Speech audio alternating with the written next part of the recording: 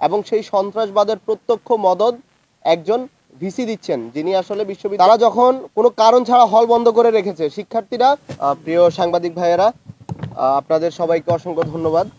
তো আজকে আমাদের এই জরুরি প্রেস ব্রিফিং এর মূল উদ্দেশ্য সেটি হচ্ছে বাংলাদেশের যে শিক্ষাঙ্গনে চলমান যে পরিস্থিতি, সেই চলমান পরিস্থিতি সম্পর্কে অবহিতকরণ এবং আমাদের যে দাবিগুলো আছে সেই দাবিগুলো আপনাদের সামনে উত্থাপন করা।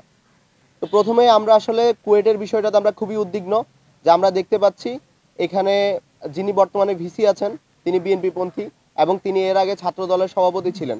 তো তার অধীনে যে ক্যাম্পাসগুলোতে আবার নতুন করে শিক্ষাঙ্গনে যে সন্ত্রাসবাদ কায়েম হচ্ছে এবং সেই সন্ত্রাসবাদের প্রত্যক্ষ মদদ একজন ভিসি দিচ্ছেন, যিনি আসলে বিশ্ববিদ্যালয়ের প্রশাসক, এবং তার উচিত ছিল কিভাবে শিক্ষার্থীদের রক্ষার্থে শিক্ষার্থীদের জন্য কাজ করা, সেটি না করে তিনি সরাসরি একটি দলীয় পারপাস সার্ভ করার জন্য কাজ করে যাচ্ছেন।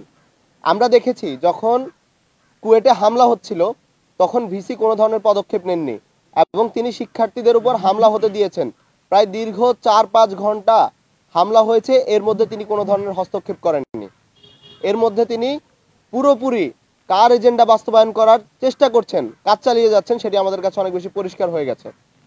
আমরা দেখেছি এই দেশে 90 পরবর্তী সময়ে যখন আস্তে আস্তে প্রত্যেকটা বিশ্ববিদ্যালয়ে ক্যাম্পাসগুলোতে ছাত্র সংসদ বন্ধ হয়ে গিয়েছিল, তখন পুনরায় এই ক্যাম্পাসগুলোতে আবার সন্ত্রাসবাদ কায়েম হয়েছে। 90-এর যে স্পিরিট, সেই স্পিরিটের পতন হয়েছে এই ছাত্র সংসদগুলো বন্ধ হওয়ার মাধ্যমে। এবং আমরা বর্তমান পরিস্থিতিতে আমরা একইভাবে দেখতে পাচ্ছি, যখন আসলে আজকে কুয়েটের শিক্ষার্থীরা আন্দোলন করছে, তারা অনেক বেশি অসহায়, তাদের হয়ে কথা বলার মতো কেউ নাই। বিশ্ববিদ্যালয় প্রশাসন আজকে পুরো একটি দলীয় লেজুর ভিত্তি করছে। তারা যখন কোনো কারণ ছাড়া হল বন্ধ করে রেখেছে, শিক্ষার্থীরা খোলা মাঠে রাত্রি যাপন করছে কুকুর বিড়ালের সাথে, এরপরেও প্রশাসন হল খুলছে না। কোনো ধরনের কারণ ছাড়া শিক্ষার্থীরা যখন চাচ্ছে তাদের একাডেমিক কার্যক্রম স্বাভাবিকভাবে পরিচালিত হোক, সেখানে বিশ্ববিদ্যালয় প্রশাসন সম্পূর্ণ একটি দলের, আমরা যদি বলি ছাত্রদল, বিএনপি, তাদের যে এজেন্ডা, সেই এজেন্ডা বাস্তবায়নের জন্য কাজ করে যাচ্ছে। এটিকে আমরা খুবই অ্যালার্মিং হিসেবে দেখছি। এবং আমরা আরও দেখতে পাচ্ছি যে যখন থানায় এই সাধারণ শিক্ষার্থীদের নামে মামলা হলো, তাদেরকে হত্যা চেষ্টার অভিযোগে তাদের বিরুদ্ধে মামলা দায়ের করা হয়েছে।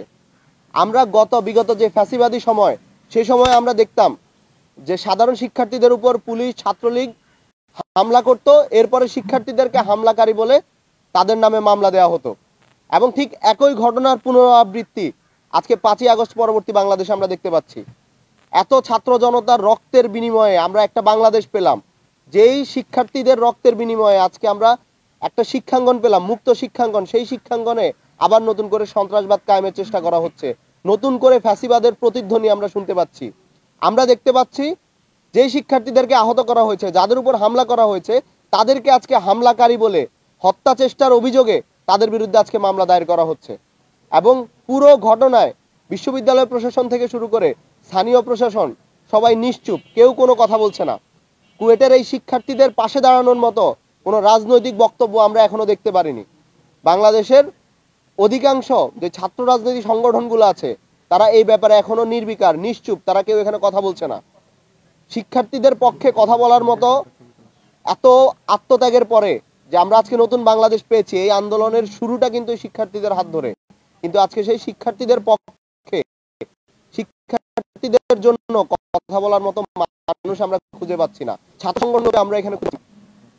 তো আমরা আমাদের প্রথমে যেরকম আমরা আমাদের হতাশা ব্যক্ত করছি, এবং একই সাথে আমরা অনতিবিলম্বে বর্তমান যে পরিস্থিতি আছে, এই পরিস্থিতির যদি পরিবর্তন না হয় এবং আমাদের যে দাবিগুলো উত্থাপন করা হবে, সেই দাবিগুলো যদি মেনে নেওয়া না হয়, তাহলে আমরা খুব দ্রুত কঠোর কর্মসূচিতে যেতে বাধ্য হব। আমি আমার কথা দীর্ঘায়িত করব না। ধন্যবাদ সবাইকে।